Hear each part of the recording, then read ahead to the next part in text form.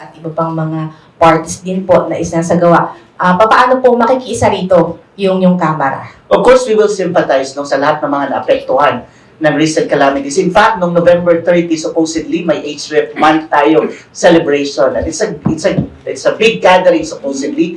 Pero the administration and the leadership of the House and per appeal of the Speaker, Speaker Martin Romualdez, ay kinancel po natin yung lahat ng mga activities na yun, and all the financial cash na available ng activity na yun ay dinonate din natin at binili ng mga relief goods para maibigay doon sa mga lugar na nasalanta ng bagyo. So, we are one with the nation to really call for just a simple celebration and to be one with our constituents in various districts, lalo na yung mga kongs natin na lubhang naapektuhan itong mga bagyo.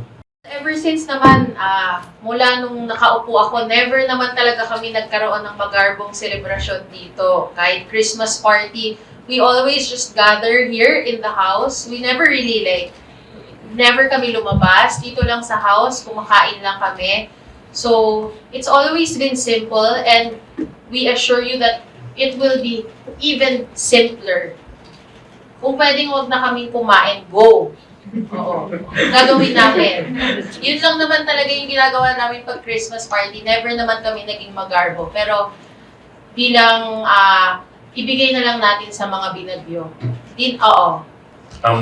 Tama po yung sinabi ni Congresswoman Pami.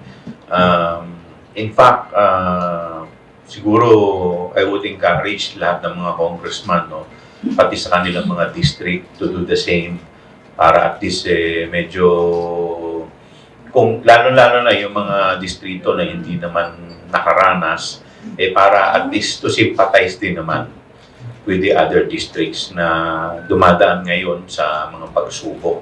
Actually, hindi lang naman kasi ito yung first time or na nagkaroon ng ganito, halos nagkasunod-sunod na ng bagyong Christine, marami rin naman tinamaan. Tapos ngayon, ito na naman tayo. So, sana ba, siyempre, kaya naman din natin sila, siyempre, okay lang naman na mag-celebrate kahit na simple dahil siyempre, lahat naman din to, we have to always remember yung birth ng ating Panginoon.